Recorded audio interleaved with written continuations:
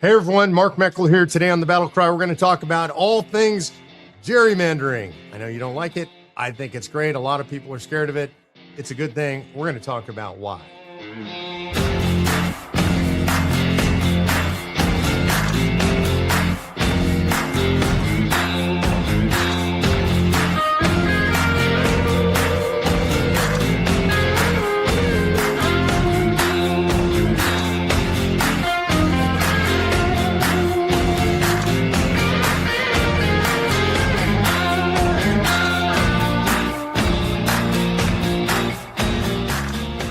Hey everyone, Mark Meckler here. It is the Sunday Night Battle Cry. I'm so excited to be with you. I got my COS gear on. I always feel so official when I do that. You can see Doc is coming in, shaking his head. He wants to be on camera too. That's how you can tell it's really time for the Battle Cry. The dogs come in, they hear me getting jacked up. They know the lights go on, and for some reason they want to be on camera too.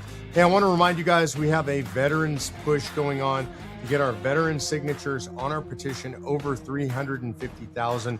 We're well over 300,000. We're on our way. Trying to get this done by the end of May. So go to conventionofstates.com/petition. Indicate you're a veteran. We're going to get that number over 350,000. God bless you guys. You took that oath. Never expires. Now sign up for Convention of States at conventionofstates.com/petition. All right. We should jump into the news of the day. We always start, as you know, with an action item. The action item this week is something near and dear to my heart. Last week, I was actually in Washington, D.C. I was there with my interns. I had a chance to talk to Secretary Hegseth, the Secretary of War.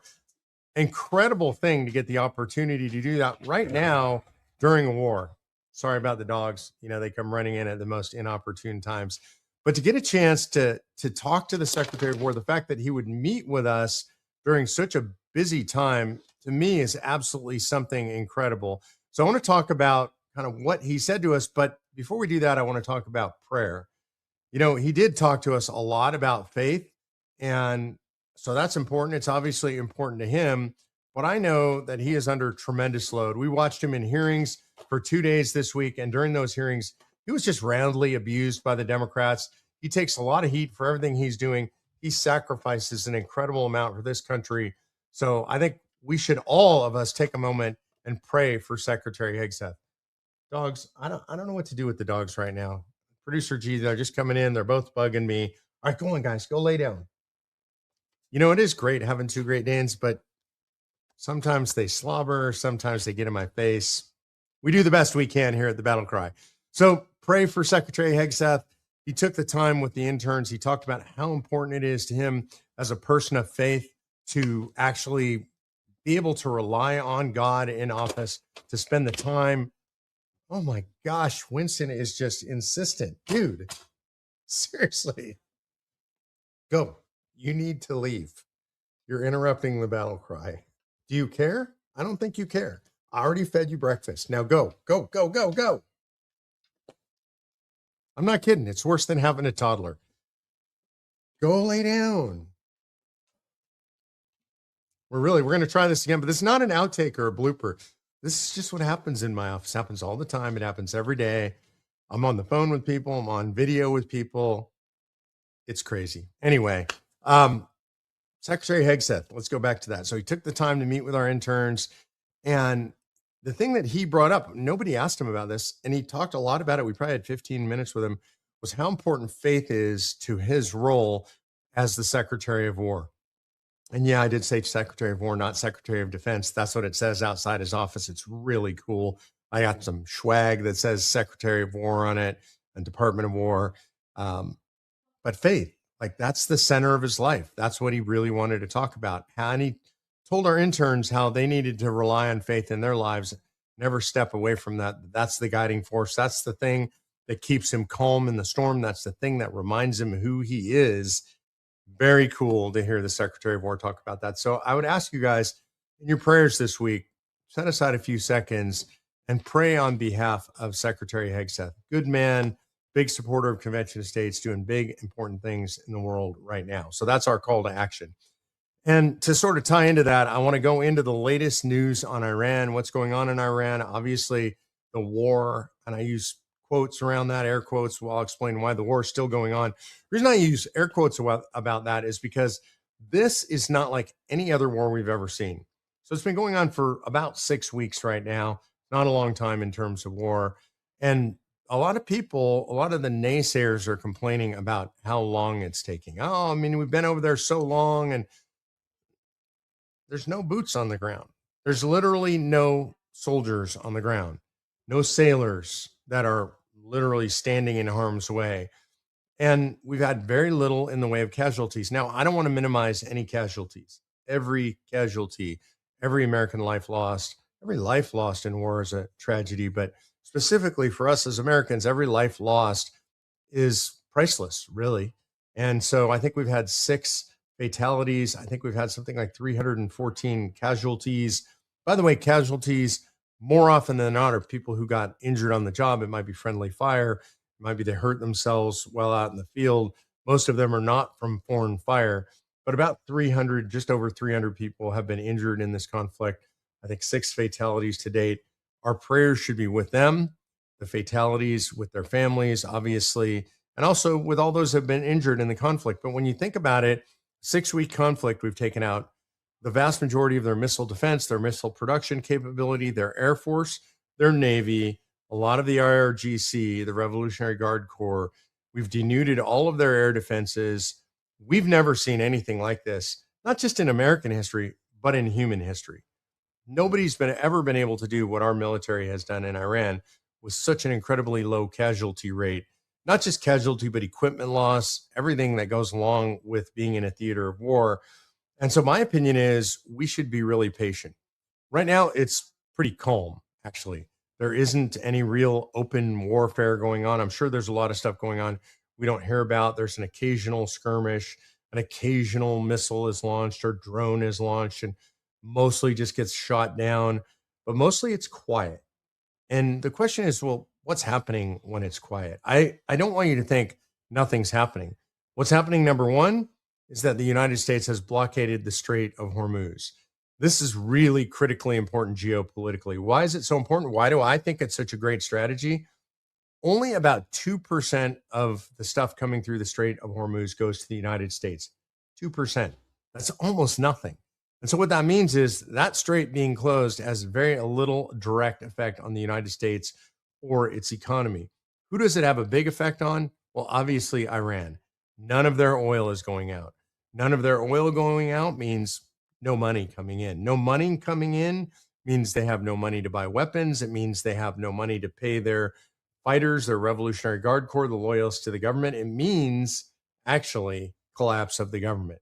So it's a really good strategy. No boots on the ground, no bombs have to be dropped. Just close the strait, make sure none of the ships are going in and out of the strait that would normally go to Iranian ports, and you crush the government. The real, I think, is what their currency is called. It's essentially worth zero at this point. It just has no value. They have no goods to sell in the Iranian economy anymore.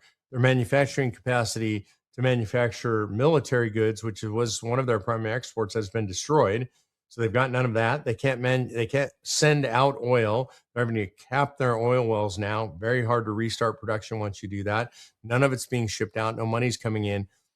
And answer this: if you were a potential creditor for the Iranian government, they say, hey, well, if you'll sell us some weapons, we'll pay you later.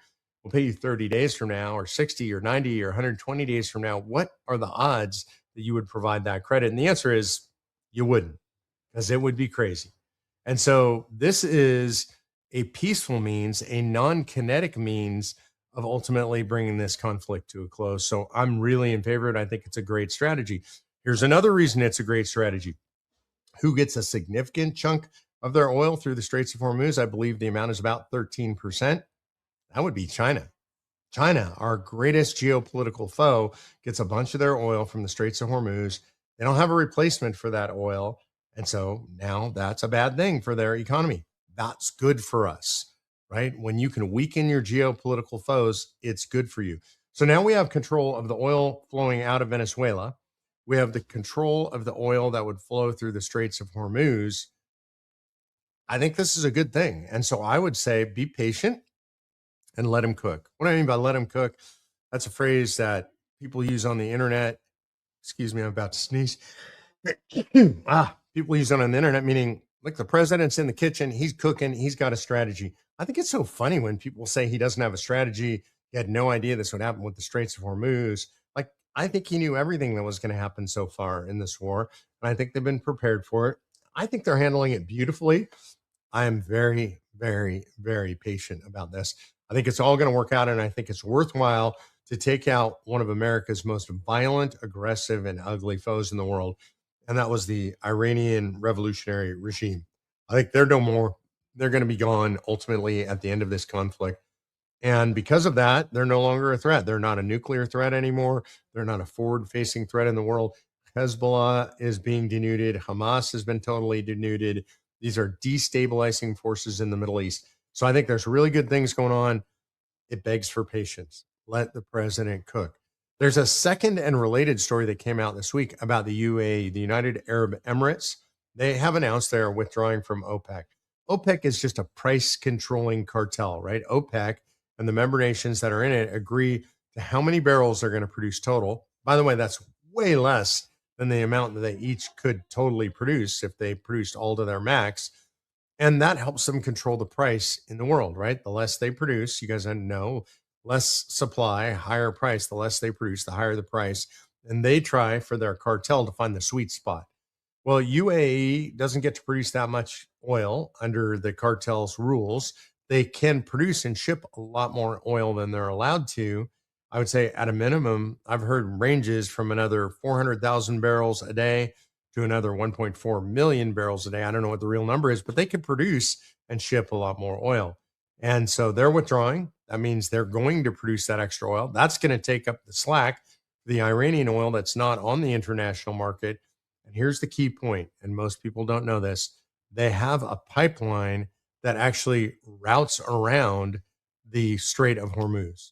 So they don't need to ship through the Strait of Hormuz. They run the oil through a pipeline. It gets loaded on tankers and shipped out to the world. They're going to make up for a chunk because now they're out of the cartel. They don't have to do their production limits. They're going to make up for a chunk of that stuff that Iran is now not shipping all over the world. So I think that's another piece of good news in the Middle East. And I think you should be paying attention to what's going on underneath the surface, not just what's happening on the surface.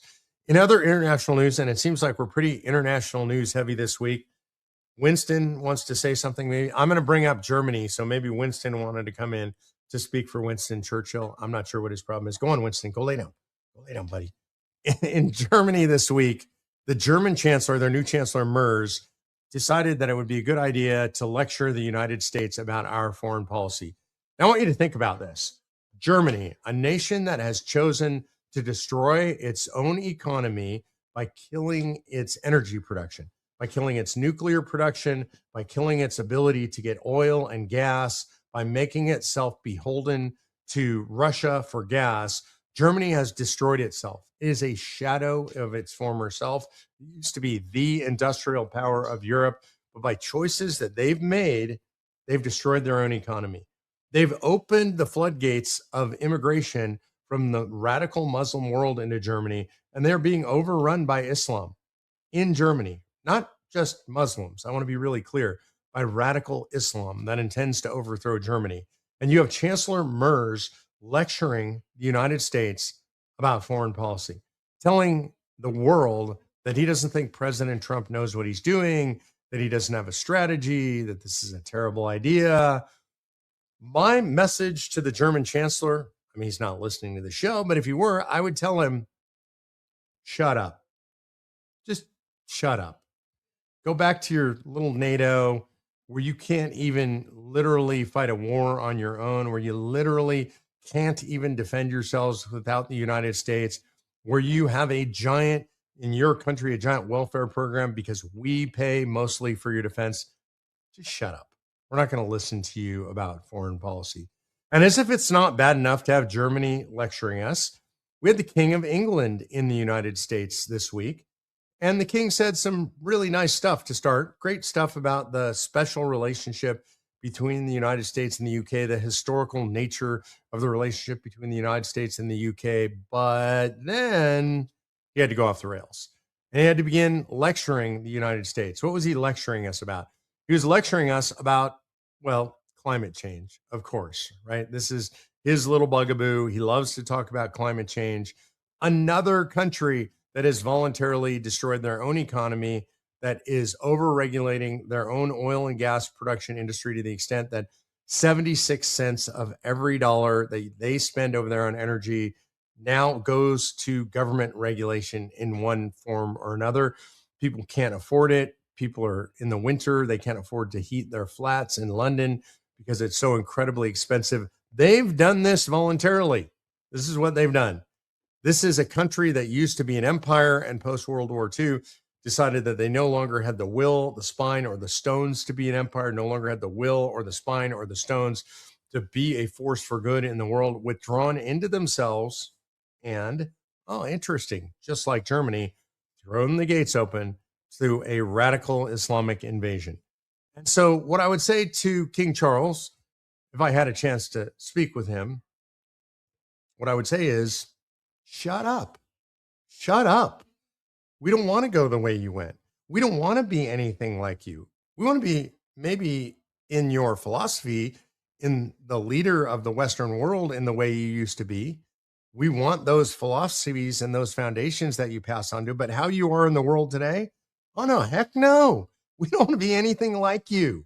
You couple of clowns, Mers and the king, just go back to Europe and just, I would suggest that you close your gates and try and fix your own problems before you give the United States any advice. You guys who wouldn't even help us with the situation in the Middle East, who are begging to have the Strait of Hormuz open but won't lift a finger to do it, yeah, you go back there. Like the best you could do in regard to Ukraine is beg us to fund the fight in Ukraine, which we largely have. You haven't. Just shut up. We don't need to listen to you. We don't want to listen to you, and we shouldn't listen to you. All right, going domestic now, moving back to onshore stuff here in this great country, the greatest country on the face of the earth. There was a monumental decision came out of the Supreme Court. It's the Calais decision. That decision is out of Mississippi. It's about redistricting in Mississippi. And the Supreme Court ruled amazingly. I mean, I'm so excited about this, but it's just logic that actually being racist is racist, right? That the solution to racism is just stop being racist. And what they meant by that, when they actually said is when districts, congressional districts are drawn according to racial lines, racial gerrymandering, that's unconstitutional. That you're not allowed to do that. It's against the law in the United States of America, that you can't discriminate on the basis of race, that is per se admitted upfront regulated racism in the United States of America, and it's got to stop. So what happens out of that? Well, bam, immediately Mississippi put their congressional primaries on hold. They're going to redraw the districts. All their other elections are going forward right away, but they're going to redraw those congressional districts without relying on race, which is the right thing to do because the Supreme Court has said it's illegal. Can't rely on race.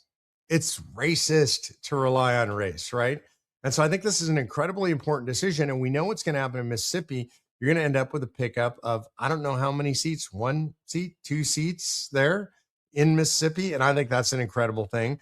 But I think you're going to see this in other states too. Florida is just passing redistricting, four seats there. You're going to see this all over the country in Republican states. I think people have a misimpression.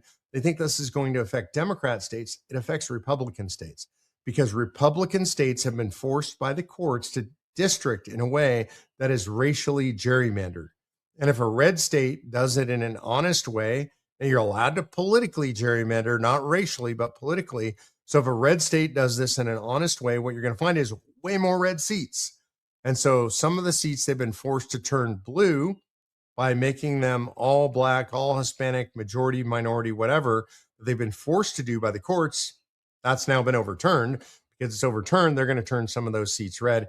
You're going to see a big swing. I think you're going to say at least 6 seats before the midterms and maybe more by 2028. I think you're looking upwards of 16 seats swing from Democrat to Republican. You're really not going to see any of this in Democrat states. Why aren't you going to see any of it in Democrat states? Because they've been gerrymandering forever. This is when people whine and complain, oh, the Republicans, they're so unfair. They're doing something so terrible. The Democrats have been doing it forever. Republicans, time to play catch up. Let me give you a perfect example. You can look at Massachusetts. Now, Massachusetts is less blue than Tennessee is red. Okay, so I want you to understand that by population, Massachusetts is a more red state than Tennessee is a blue state. And yet, Massachusetts has precisely 0 Republican seats in their congressional delegation. Why? Because they gerrymandered those seats, just purely politically gerrymandered. The map is 100% blue in Massachusetts. In Tennessee, I think there's a district that is actually a blue district in Tennessee. Now they're going to probably gerrymander that out, and that will turn red, and that will make Tennessee and Massachusetts now equally gerrymandered. Now, I want to say, I don't necessarily think this is the best thing for the country, but until both sides say that they really want fair districting, quote unquote, that's not politically or racially gerrymandered, racial now being outlawed by the Supreme Court, until both seats go weapons down, or both parties go weapons down, the Republicans are going to have to match this tit for tat. And by the way, if they do, then Republicans win, because we are the dominant majority in the country. This is a center-right country. There are more Republican states than there are Democrat states by a significant margin, and by about 20%, I think it is. And that means we're going to dominate in the midterms. There's something else that's going to happen, and we should look at this sort of a little bit further out in the future, because we can look at what's going to happen right now, but then look towards, say, 2030, 2032. How does this look? It looks even better for Republicans. It looks actually dismal for Democrats. Democrats are in a demographic spiral. They have a lot less children than Republicans, and especially Christian conservative Republicans. So the population difference, the differential, is increasing between Democrats and Republicans. Also, conservatives, those who want to vote with their feet, are moving to the South. The South is more conservative, more Christian, more Republican. That means the South, just by demographic moving, people moving across country, is going to gain more seats. Here's the other thing that happens is that when conservative people move to those places, they're the ones having more kids. The remaining left-wing places, the New Yorks and New Jerseys and Californias and Illinois, their populations continue to shrink. They shrink internally because people are having less kids, and they shrink because of the population shift to the southern states. And what that means is more seats for Republicans. Here's one more factor most people don't know about this. The census has admitted that in the 2020 census, they failed. They screwed up the math. They got it wrong. That cost Republicans 5 or 6 seats. Notice the math is always against Republicans. That math will be automatically corrected in the 2030 census that's upcoming. So that's an additional 5 or 6 seats. That doesn't count the demographic shift. It doesn't count what happens when they recount that demographic shift, that birth shift. And what you're going to see, I think you're going to see Republicans with a 16 to 25 seat advantage by 2032. The numbers are incredible. They don't lie. There's no real way to change that. Those numbers are coming. So I don't know what Democrats are going to do about that, other than they're going to try and retain control so that they can find some way to cheat, because otherwise they're just not going to win. All right, let's talk about COS, bringing it even closer to home. Last week in COS, Patty and I went to Houston, did a couple of donor meetings, made some presentations, got some more support. We got to do that stuff always. We're out there meeting with donors, raising money, so we have the money to do the things that we have to do to support Convention of States. From there, I actually left. Patty drove home to Austin area, and I flew out to Arkansas. I was in Arkansas because we were having our surge, our annual surge, where the grassroots gather in the Capitol, meet with legislators, meet with each other. But we also had a very special thing we were doing, which is we lost, unfortunately, a great patriot, a great statesman. His name was Senator Gary Stubblefield. And Gary had been a champion of ours for a long time in Arkansas. He's the guy that got it across the finish line in Arkansas for us. You should watch his floor speech if you've never had a chance to do so. That's on YouTube. Producer G can link it so that you can find that floor speech. One of the best floor speeches ever in honor of Convention of States. So we were there to do a small memorial for him. His family showed up. We gave them a memorial plaque, and I had a chance to speak to his family afterwards. And it was really inspiring on a lot of levels. I think the biggest level was just hearing how much he loved Convention of States, loved you guys, loved the grassroots, really believed in this, and really dedicated himself to it. The other story that I heard from them, actually two really amazing stories. One is his wife told me that the way that he governed, the way that he served in the legislature was that every single bill that came across his desk that he had to vote on, he would bring a copy of that bill home and he would sit there at his desk and he would read it and study it with scripture. They literally would have the Bible open. He would have the Founder's Bible open from Wall Builders, and he would try and align the bill with Scripture and ask himself, how does that fit into Scripture? Is this in concordance with God's laws, right, and the laws of nature, or is it not? Is this something jurisdictionally we should be doing or not? And then he would pray about it before he voted. If every legislator in the country would do that, we would have a way better country. So that's the kind of a man and a statesman and a man of God that Senator Gary Stubblefield was, a supporter of COS, a man who brought the Bible and scripture and his beliefs into everything he did in politics. By the way, when I said that he went home to study during session, he and his wife parked a trailer in the KOA near the Capitol in the campground, and they stayed in that trailer. And his wife was the most loyal legislative wife you could possibly imagine. She was there. She was in that trailer. She would cook the dinner for him that he loved, cook breakfast for him. She was there waiting when he got home. Sometimes she would go to the legislature with him. But when I say he was studying at his table, it wasn't in his big fancy house somewhere. It was in his trailer, not far from the legislature. You got to love that. Incredible stories, incredible patriot.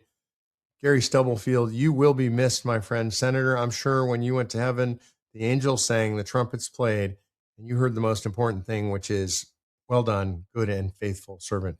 We miss you, Gary. I was in that Capitol, was not the same. I kept looking at the doors to the room we're in, expecting Senator Stubblefield to walk through. Wasn't the same. But this is a long fight, and we're going to lose patriots in the fight. And I can assure Senator Stubblefield and his family that all of you and me will continue to fight on.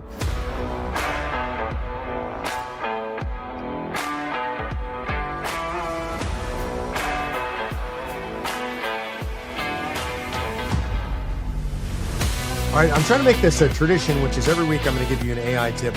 I use AI more and more every week. We're studying it. We're implementing it. It's absolutely incredible. It lets you be more than you could without it. You should learn it.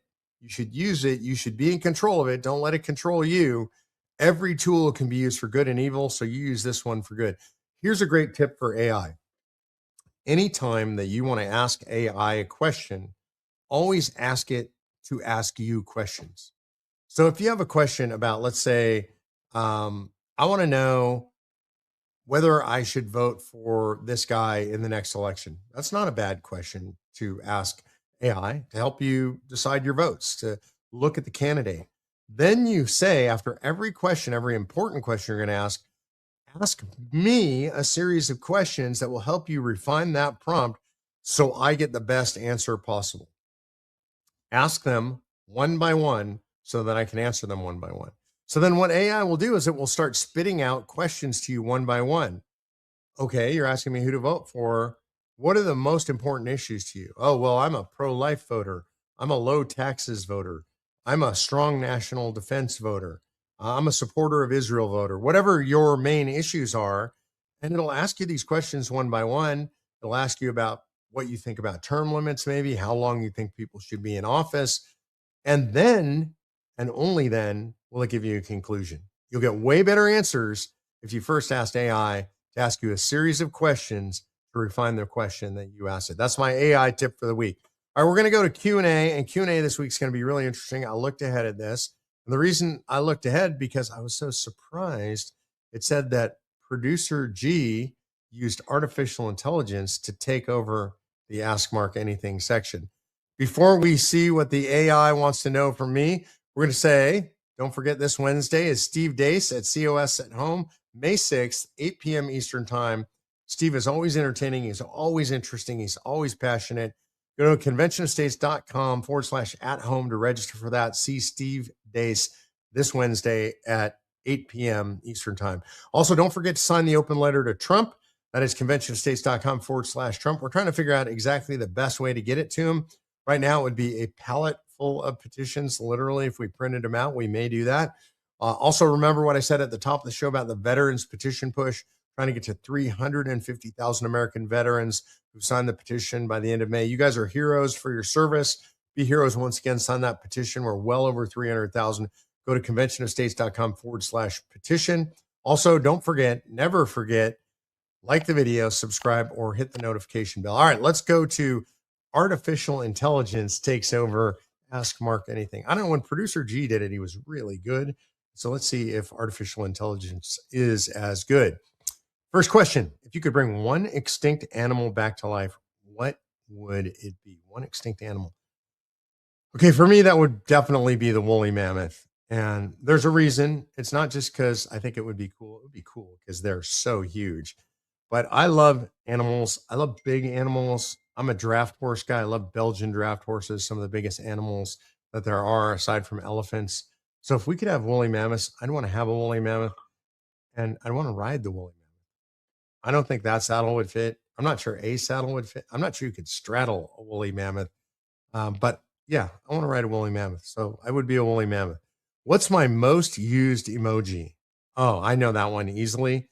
Not everybody has or uses this emoji, even knows it exists. This is my most used emoji, right? And the reason that's my most used emoji is because so oftentimes people are saying or doing things, and I'm just like, what? What are they saying? Why would somebody do? I don't understand. So that's definitely my most used emoji. I don't see that from a lot of other people. So I can call that my emoji.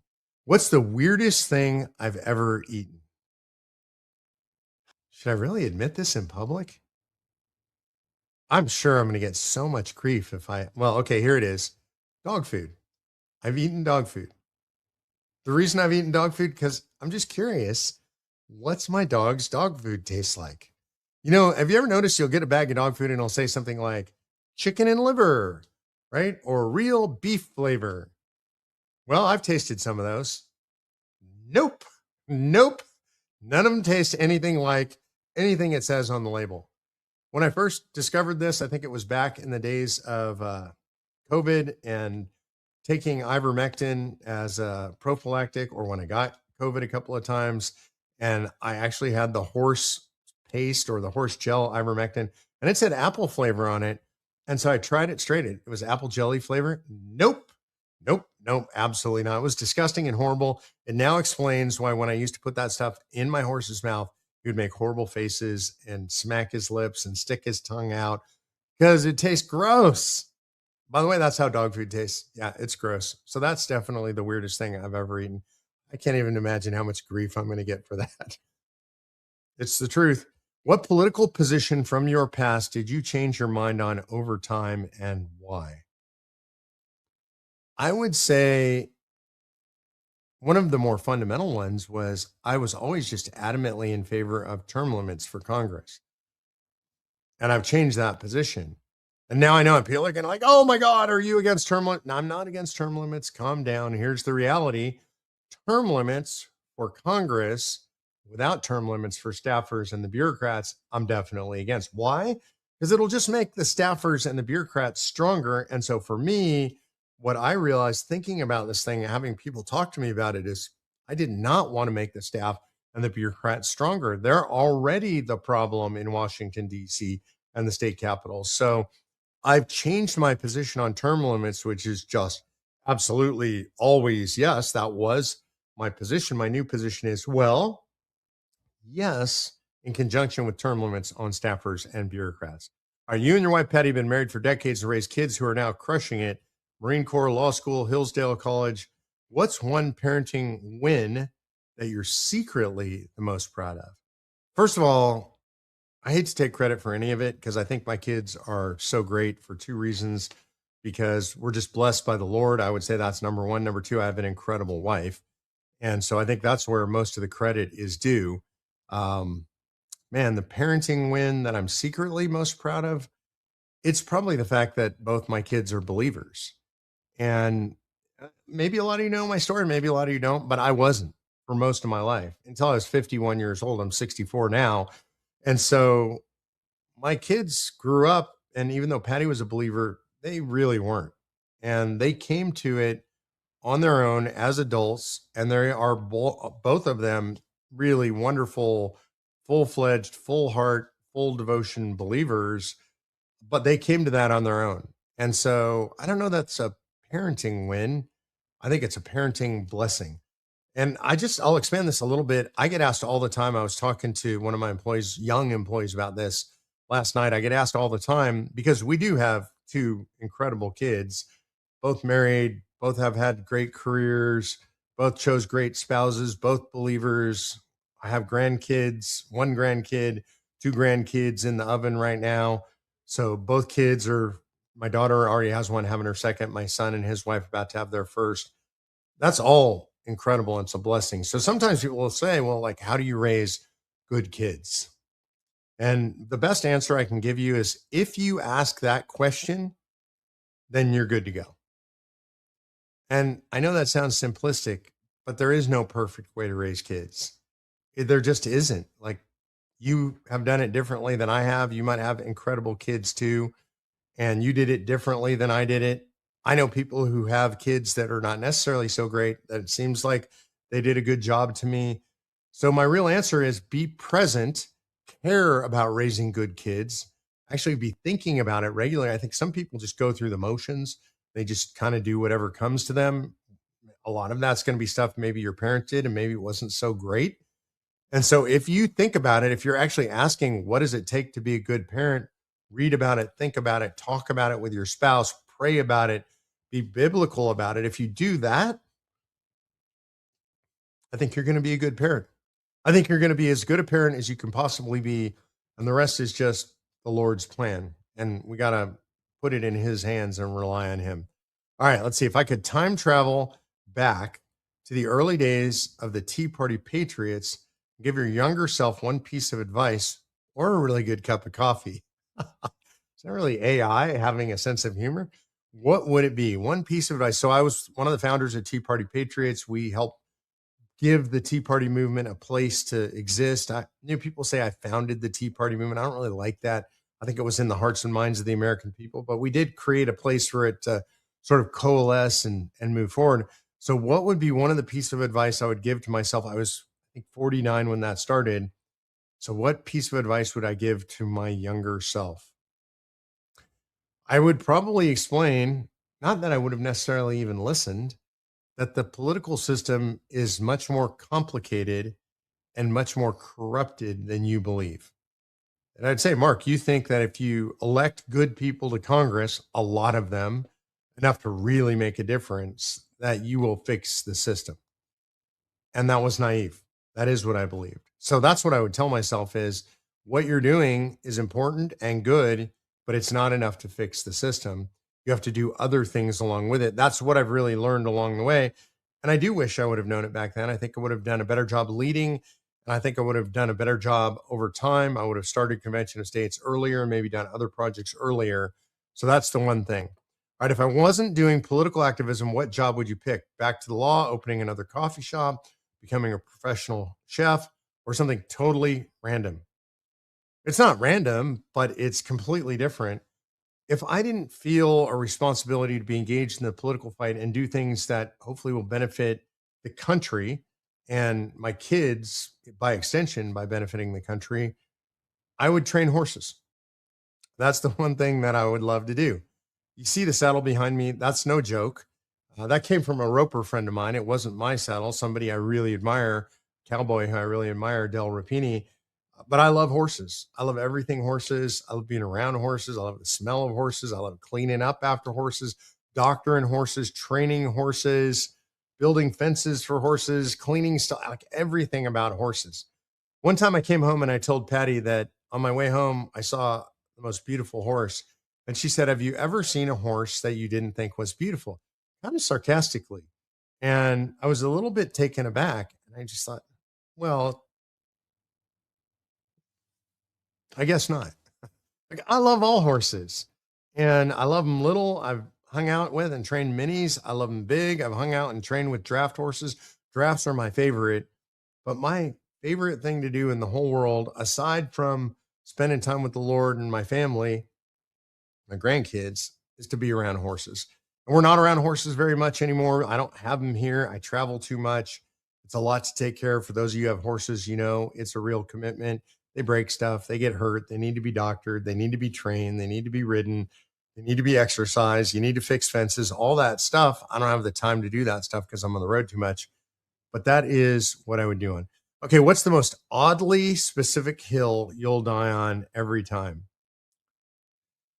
Man, I don't know if this is oddly specific, but it is something. It's a hill I'll die on every time. And my parents used to say this to me. Many people have said some version of this to me. I have what I call, what people have told me they call a justice complex. Like it just grinds me when things are not just. And what that means is I have a tendency to jump into fights that are not my fights. Like it's very difficult for me to see something going on, like, oh, well, that's just not my fight. Right. And I've had to do that. I've had to learn to do it, but I tend to just jump into the fight. And especially where people are being dishonest. I can tolerate a lot of stuff. I have an incredibly low tolerance for dishonesty.